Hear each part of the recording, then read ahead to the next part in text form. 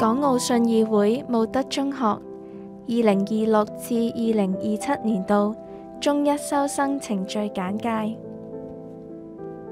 呢一條影片會為各位介紹中一入學申請嘅辦法，包括中一自行分配學位申請、統一派位以及中一轉校申請。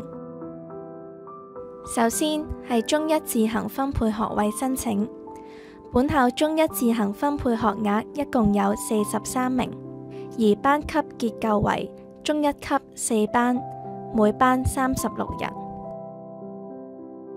接受申請嘅日期為2026年1月2號至2026年1月16號。各位可以親臨本校索取，或者於本校網頁下載報名表格，填妥後連同以下文件交回校務處。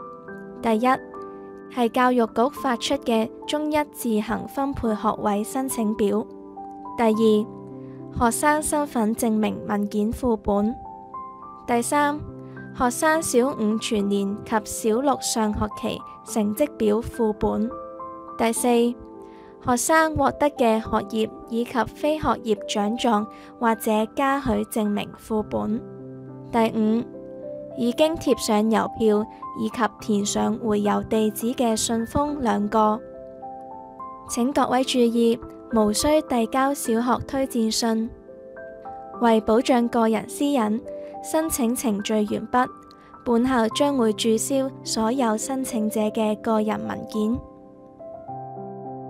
本校嘅辦公時間為星期一至五上午8時至下午5時30分，星期六上午9時至12時。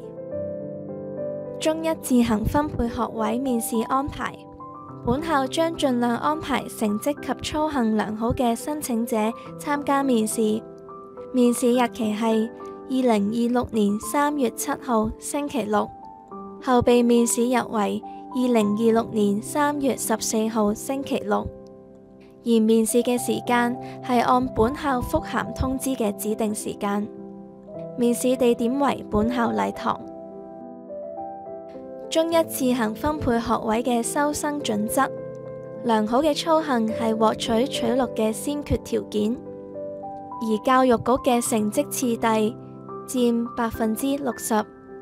小五、小六英文學業成績表現佔10%，面試表現佔30%，而非學術嘅傑出表現可以獲額外嘅加分。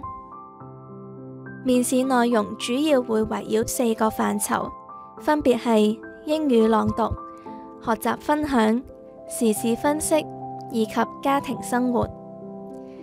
而面試亦都會從以下5方面進行評分，包括係英語口試、表達能力、思考能力、儀表以及態度。中一自行分配學位面試結果，獲正式取錄嘅申請者，本校將於2026年3月31號以書面以及電話作個別通知。2026至2027年度中一轉校申請嘅辦法，本校接受申請嘅日期為2026年7月7號至到2026年7月10號。